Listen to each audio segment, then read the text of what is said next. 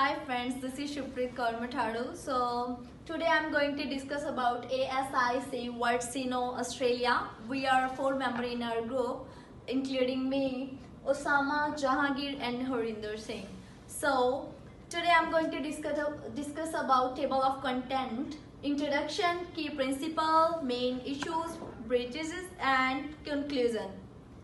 So introduction is the main aim of this report is to the focus on the case of organization that has been involved in the breaching of company's director or officers under the Corporation Act 2001. The corporation that has been selected is Sino Australia Oil and Gas Limited. The key principle is the Australian holding company Sino was operated by Chinese company. Expert drilling services to the oil or gas industry are provided by Sino by an initial public offering. Sino raised $13.6 million. For this reason, on December 12, 2016, Sino made it to be the list of Australian Security Exchange Limited. In March 2014, the Federal Court of Australia ordered ASIC to freeze Sino's Australian bank account immediately. It was found out that the director, Mr. Shaw, the right to transfer an amount $7.5 million to the bank account in China. The money represented the entire cash of Sino that was held in Australia. During the initial public offering, the purpose for this money transfer were not properly revealed in the prospectus documentation of Sino. So now I would like to just call Mr. Osama. He will gonna discuss the further my slides. Thank you. The main issues are: on the application of ASIC, the order was released by court at 21st May 2015 to appoint Mr. Peter as Sino provisional receiver. He was asked by court to submit this report. On 4th March 2016, the court appointed Mr. Cluzzi as the liquidator.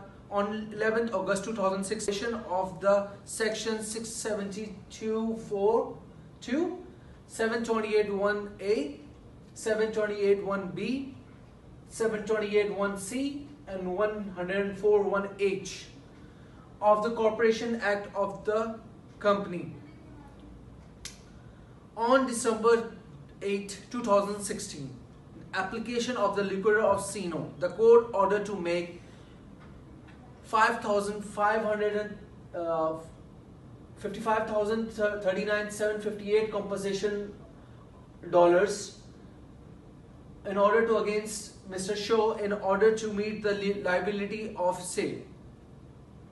The company was ordered by the court to pay a fine of $800,000 to its shareholders, and court declared that the Shaw and Sino violated Corporation Act 2005. Now I will tell the breaches by Sino. There was a new condition which has been aroused since the disclosure document was submitted, and it would have been needed to disclose under Chapter 6D. A deceptive or misleading statement was being done that the material that has been disclosed under Chapter 6D is omitted by the disclosure documents Hall and Wilco 2016. That's the reference.